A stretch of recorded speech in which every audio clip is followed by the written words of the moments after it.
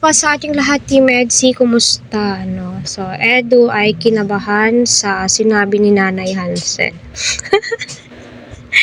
Ay naku, ewan ko na lamang ba. Tignan nyo naman yung ni Nanay Hansen. Ano reaction po niya? So, syempre, napanood na po niya yung pag-kiss ni Eds sa forehead. Alam nyo ba, tayong mga babae, lalong-lalo na, tayong may mga asawa,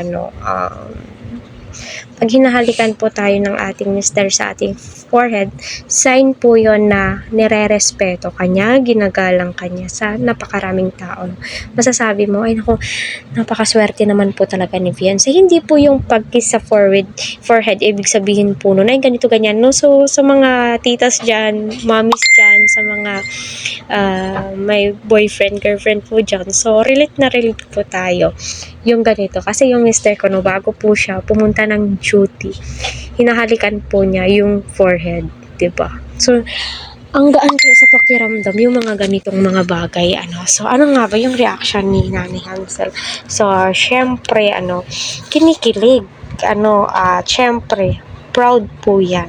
Proud na proud po yan sa ginawa ni Eds, no? Syempre tayo nga proud po tayo sa nakikita po natin around us. Yung iba is sa kamay hinahalikan, so syempre tayo part na din po tayo ng Edsy. Nakakatuwang isipin na may ganyang lalaki pa yung nire-respeto po tayo. Although si VNC napipikit na lamang po sabi niya. So, siguro kung ikaw yung nasa part ni Fiancé, siguro mixed emotion ka, kinakabahan ka, syempre. Andun, kabado ka. Kasi nga, tignan nyo naman po, no?